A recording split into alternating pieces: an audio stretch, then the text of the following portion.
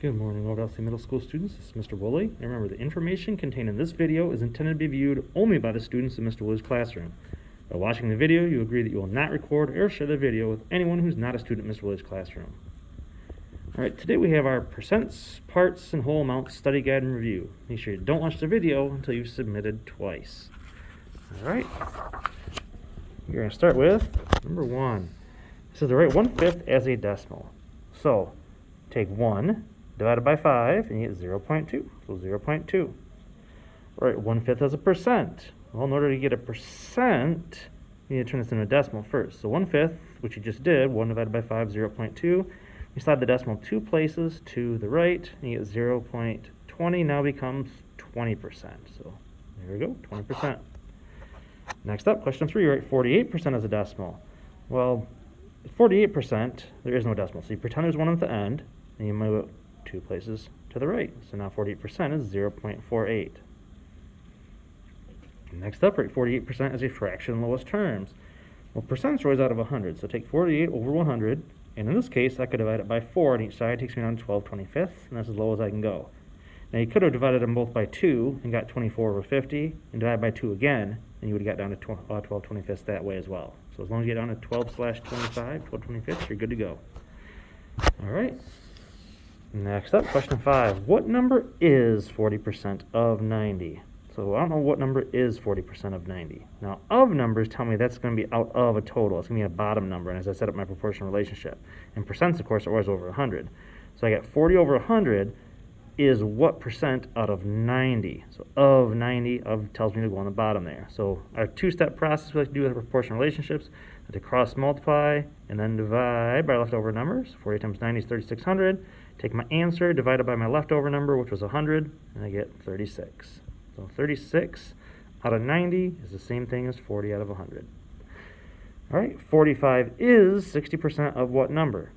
So 45 is 60%. So 45 equals 60, but it's out of what number? My of number is missing. So that's my bottom number that I'm missing here. So cross multiply what I can. 45 times 100, you get 4,500. Divide my leftover number is 60, and I get 75. So 45 out of 75 is the same as 60 out of 100. Question 7, 30 is what percent of 48? So 30 is what percent? I'm trying to find that percent out of 100 there. Of 48, so of, that's my total amount on the bottom here. So 30 out of 48 is what out of 100? So cross multiply, 30 times 100, I get 3,000, divide that by 48, and I get 62.5. So 30 out of 48 is 62.5%. Question 8, Mark threw 30 darts at a dartboard. 40% of his dart hit the bullseye. How many darts did not hit the bullseye? Okay, we know this is what he hit. We're looking for what did not. So now, think of percents. Percents are always out of 100% for a full amount. 40% hit, well, 100 minus 40 says 60% did not hit it. And that's what I'm going to go with, because I'm looking for how many did not hit. So what percent, or what number out of those 30 darts did not hit? Well, 60% did not hit. So something out of 30 should represent 60%. So cross multiply what I can, 60 times 30, and I get 1,800 divided by 100 gives me 18. And 18 darts was that 60% that did not hit the bullseye. All right, moving on to question 9. Jake scored a total of 150 points in basketball this season. He scored 123 of those points in the regular season, and the rest were scored in his only playoff game. What percent of his total points did he score in the playoffs? Well, he scored this many points, and this much was in the regular season. So if I subtract those, it tells me how many points he got in the playoffs. He got 27 points in the playoffs. Now, so what percent of his points were the playoff points?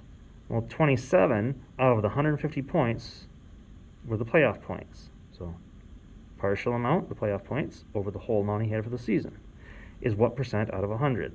So cross multiply what I can. 27 times 100 gives me 2,700. Divide by my leftover number 150, and I get 18. So 18% of his points were scored in the playoffs. Next up, Kyle increased his baseball card collection by 8 cards. He originally had 160 cards. What's the percent increase? Well, his cards had an increase of 8 out of his original 160. So what percent increase is that out of 100?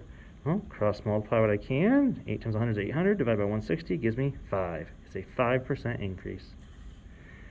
Number 11, Rex paid $325 in taxes to the school district he lives in this year. This year's taxes were a 16% increase from last year. What did Rex pay in school taxes last year? Now, this year he paid $325 compared to the original amount. I don't know what he paid last year, so that's an X. Now over here, my percents, this year was extra, actually 16% extra it said. It was a 16% increase. So take 16 plus 100 gives me 116%. So we paid extra in taxes this year compared to last year, which was this full amount from the previous year. So cross multiply what I can, divide by my leftover number, and I get 280.1724 blah, blah, blah.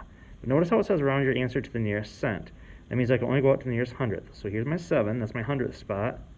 2 is next. Now, it's not big enough to bump that, so 280.17 is what I have to round that to. Question 12. Coulter got 96 problems correct on his test, but only got 80% of the problems correct. How many total problems were on the test? We got 96 out of a mystery amount. We don't know what it was out of, and it resulted in 80%, 80 out of 100. So, cross multiply what I can, divide by my leftover number 80, and you can see we get 120. There's 120 problems on the test. Next up, question 13. The price of jeans was decreased by 25% and then sold for $34.50. What was the original price of the jeans? Now, in this case, it went down by 25%. So the full 100% original price, if you take 25% away, it means there's 75% left that you have to pay. Because they took 25 off, so you're responsible for 75%. So 75%, 75 out of 100, is $34.50 out of the full amount before. Remember, this is a partial amount, and that's a partial amount what you actually paid. It wasn't the full price. So it's out of the full price. So that's my X for right now. So cross multiply what I can, the $34.50 and 100, and I get $3,450. Divide that by my leftover number 75, I get 46. And I don't need to put 46.00 because it's a whole dollar amount, so I'll just put $46. Question 14. Brad's mom was upset with him because his text messages from the previous month were 125% of the amount allowed at no extra cost under her phone plan. So obviously he's over 100%, so he's used extra texts. His mom is going to make him pay for each text message over the allowance. Brad had 750 text messages last month. How many text messages are allowed under the plan at no extra cost? Well, he went over the amount. This should be the original starting amount. He actually went over, so he's at 125%. So he's beyond where he should have been. And this was the actual amount of text that he sent 750. That's out of what original amount should it have been. Well, cross multiply what I can, 750 times 100, divide by my leftover number 125, and you get 600. So originally, he's supposed to have 600 messages. He had 750, but he should have only had 600 for his original amount. And last up, Travis used 68% of the money in his savings account to buy a PS4 bundle that cost him $272. How much money is left in his savings account? Okay, so 68% of his money went to buy the PlayStation. So 68% was that $272 that he spent. So obviously it's not the full amount, he still should have some extra.